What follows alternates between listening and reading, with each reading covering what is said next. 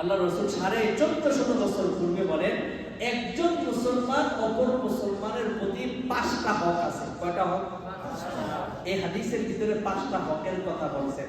আর এই হক বলা মানে হক আদায় করা কি বলেন? হক আদায় করা ওয়াজিব। আল্লাহ রাসূল বলেন, হকুল মুসলিমি আলাল মুসলিমি খামসুন। একজন মুসলমান অপর মুসলমানের প্রতি 5টা হক রয়েছে। এই 5টা হকের মধ্যে 1 নম্বরেই বলা হয়েছে রদ্দুস সালাম, সালামের জবাব দেওয়া। এটা হচ্ছে মুসলমানের উপর 1 নম্বর হক। ওয়া ইআদাতুল মারিদ 2 নম্বর হচ্ছে একজন মুসলমান যদি সে সমাজের হোক, সে তার আশেপাশের প্রতিবেশী হোক, তার বন্ধু বান্ধব আত্মীয় স্বজন হোক, অথবা একজন সাধারণ কোন মুসলমান অসুস্থ এই কথা শুনেছে, তাহলে সেই অসুস্থ মুসলমানকে দেখাশোনা করা, তার সাথে সাক্ষাৎ করা, তাকে যতটুকু সম্ভব একটু সেবা যত্ন করা, এটাও মুসলমানের উপর হক, অধিকার। বলেন সুবহানাল্লাহ।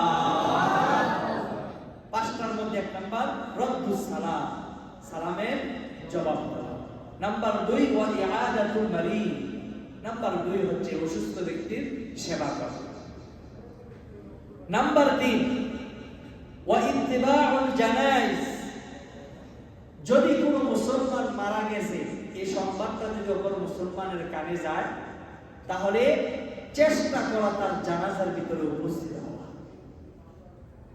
কটা গেল? ওয়া ইজাবাতুদ দাওয়া। যদি কোনো মুসলমান আপনাকে মুহাব্বত করে, দাওয়াত দেয়, তাহলে সেই দাওয়াত কবুল করা। কটা গেল? 5 নাম্বার হচ্ছে তাসমিতুল আতিস। যদি কোনো ব্যক্তি হাঁচি দিয়ে বলে আলহামদুলিল্লাহ, তাহলে তার জবাবে বলা কি? ইয়াহদিকুমুল্লাহ। এটা বলা কি ওয়াজিব। আমার বন্ধুরা, এই যে 5টা কথা বললাম, মোটা মোটা দাগে 5টা কথা বললাম, এগুলোর সম্মুখীন আমরা হই কি হই না? হওয়ার পরেও আমরা জানা সত্ত্বেও অনেকে আছে এগুলোর উপর কোনো আমল করি না, অথচ এই কাজগুলি আমাদের জন্য করা কি জরুরি, ওয়াজিব। তাহলে 5টা কথা আমি বললাম, কিন্তু আমার আলোচ্য বিষয়ের সাথে সম্পৃক্ত হচ্ছে প্রথমটা, রদ্দুস সালাম, সালামের জবাব দেওয়া যে ওয়াজিব। এই হাদিস তার বড় প্রমাণ। আল্লাহ রাসূল সাল্লাল্লাহু আলাইহি ওয়াসাল্লাম বললেন, হাক্কুল মুসলিমি আলাল মুসলিমি খামসুন। একজন মুসলমান অপর মুসলমানের প্রতি 5টা যে অধিকার, হক রয়েছে, সেই হকগুলো আদায় করা ওয়াজিব। এর মধ্যে 1 নম্বর হচ্ছে রদ্দুস সালাম। আমার বন্ধুরা, তাহলে আমরা জানলাম সালাম দেওয়া কি সুন্নাহ, সালামের উত্তর দেওয়া ওয়াজিব। তাহলে আমরা সালাম তো দিবই, সালামের উত্তরটাও আমরা অবশ্যই দিব। এখন আমরা শিখব সালাম দেওয়ার পদ্ধতিটা কি, মানে সালামের শব্দটা, বিশুদ্ধ শব্দটা কি, এটা আমরা জানবো। পাশাপাশি আমরা জানবো পূর্ণাঙ্গ সালাম। তাহলে প্রথমে আপনারা খেয়াল করেন, আমি উচ্চারণ করছি, আপনারা খেয়াল করেন। আসসালামু আলাইকুম ওয়া রাহমাতুল্লাহি ওয়া বারাকাতুহু। এটা হচ্ছে কি পূর্ণাঙ্গ সালাম এবং বিশুদ্ধ উচ্চারণ। এখন আসুন, এই আসসালামু আলাইকুম বলার ক্ষেত্রে অনেকে বলে আসসালামু আলাইকুম, বলে কি বলে না? আবার অনেকে লামটা উচ্চারণ না করে আসসালামু আলাইকুম লাম বাদ দিয়া সাম বলে, সাম শব্দটা বলে, কি বলে? যদি লাম না বলে মাঝখান দিয়ে, শুধু সাম বলে, সাম মানে হচ্ছে মৃত্যু। সাম মানে কি? মৃত্যু। তার মানে আমি যদি বলি আসসালামু আলাইকুম, তার মানে অর্থ হলো কি? তোমার প্রতি তাড়াতাড়ি মৃত্যু বর্ষিত হোক। এখন আমরা শুরুতে শুনছি আসসালামু শব্দের অর্থ কি? শান্তি, নিরাপত্তা। শান্তি, নিরাপত্তা। তাহলে আমরা বুঝতে পারতেছি শান্তি এটা একটা আল্লাহর পক্ষ থেকে একটা বড় নিয়ামত, ঠিক না বেঠিক? শান্তি এটা কিন্তু টাকা পয়সা দিয়ে কিনা যায় না, কিনা যায়? যে অমুক মুদি দোকানের ভিতরে 1 কেজি শান্তি বিক্রি করে মনে হয় 10,000 টাকা দিয়ে, এরকম কিছু জিনিস এটা।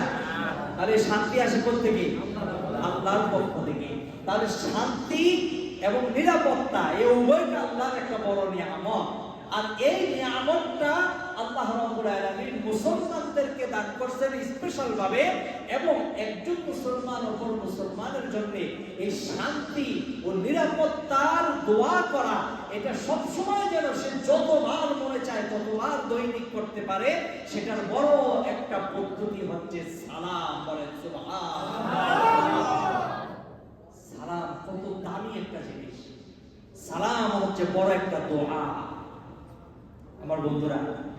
তাহলে সালাম শব্দটা বিশুদ্ধভাবে শিখতে হবে, যেহেতু এটা একটা দোয়া। আমি আপনি যদি সালাম আলাইকুম বলি তাহলে কিন্তু দোয়ার বদলতে কি হয়ে যাবে? বদদোয়া হয়ে যাবে। আর সে যদি আবার উল্টা বলে যে ওয়া আলাইকুম আসসালাম, সেও বলে, তাহলে সেও আপনার জন্য বদদোয়া করলো যে তোমার উপরও মৃত্যু বর্ষিত। এজন্য আমার ভাইরা, ইসলামটা এত সহজ, এত সহজ যদি আমরা সেটা জানতে পারি ভালো করে।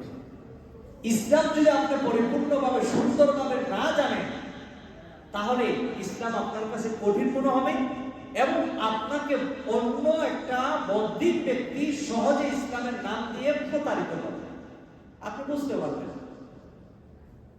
এজন্য ইসলামের 1 নাম্বার কথা হচ্ছে জানা।